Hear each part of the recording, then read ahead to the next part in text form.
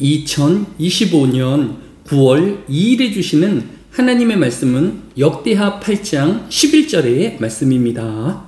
솔로몬이 바로의 딸을 데리고 다윗 성에서부터 그를 위하여 건축한 왕궁에 이르러 이르되 내 아내가 이스라엘 왕 다윗의 왕궁에 살지 못하리니 이는 여호와의 궤가 이른 곳은 다 거룩함이니라 하였더라. 아멘.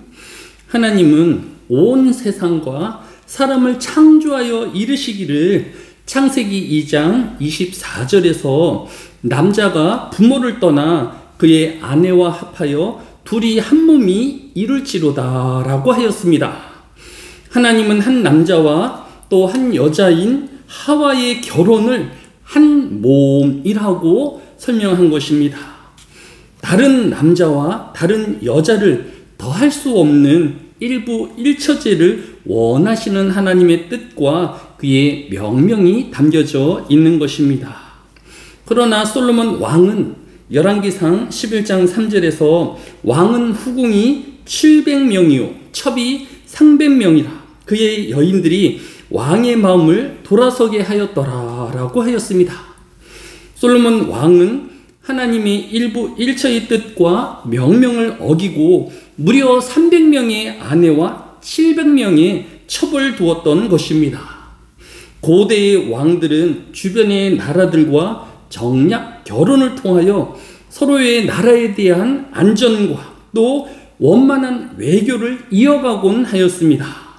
그러나 성경은 솔로몬 왕이 이와 같이 많은 아내를 둔 이유에 대하여 열왕기상 11장 1절로 2절에 솔로몬 왕이 바로의 딸 외에 이방의 많은 여인을 사랑하였으니 곧 모압과 암몬과 에돔과 시돈과 헷 여인이라.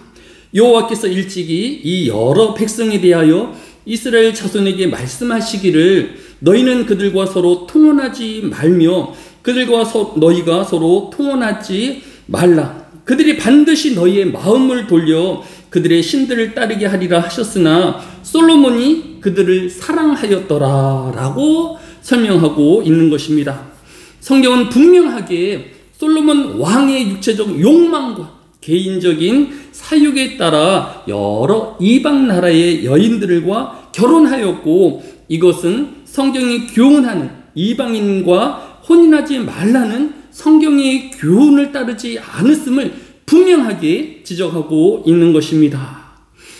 이렇게 결혼에 대한 성경의 교훈을 따르지 않았던 솔로몬이 오늘 본문인 역대하 8장 11절에서 솔로몬이 바로의 딸을 데리고 다윗성에서부터 그를 위하여 건축한 왕궁에 이르러 이르되 내 아내가 이스라엘 왕 다윗의 왕궁에 살지 못하리니 이는 여호와의 궤가 이른 곳은 다 거룩함이니라 하였더라 라고 하였습니다. 아직 예루살렘 성전이 건축되기 전이라 다윗성 안에는 광야의 지성소에 있었던 언약궤가 보관되어 있었습니다. 이 하나님의 언약궤가 중요한 것은 출애굽기 30장 6절에서 제단을 증거궤 위 속죄소 맞은편 곧 증거궤 앞에 있는 휘장 밖에 두라. 그 속죄소는 내가 너와 만날 곳이며 라고 하였습니다. 하나님은 증거궤가 있는 성막의 지성소에서 이스라엘 백성을 대표하는 대제사장을 만나는 장소로 삼으신 것입니다. 따라서 하나님의 궤가 있는 곳은 가장 거룩해야 할 장소인 것입니다. 솔로몬 왕은 그 하나님을 만나는 장소에 있는 언약궤가 있는 다윗성에는 이방 여인인 바로의 딸이 머무는 것이 마땅치 아니하였다라고 하였습니다. 그러나 솔로몬 왕이 정말 하나님을 두려워하고 스스로의 거룩함을 지키려 하였더라고 하면 하나님이 그만 다른 처와 첩을 두는 일을 하지 말아야 했을 것입니다. 더욱이 이방 여인들과의 혼인은 금했어야 했을 것입니다.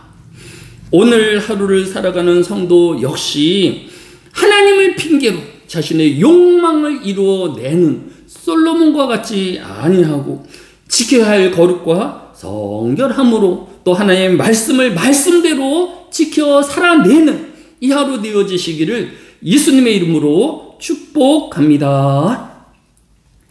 사랑이 많으신 아버지 하나님, 이 한날에도 온 세상을 감찰하시며 또 섭리하시는 그 하나님 앞에서의 삶이 되어지게 하여 주시기로 합니다.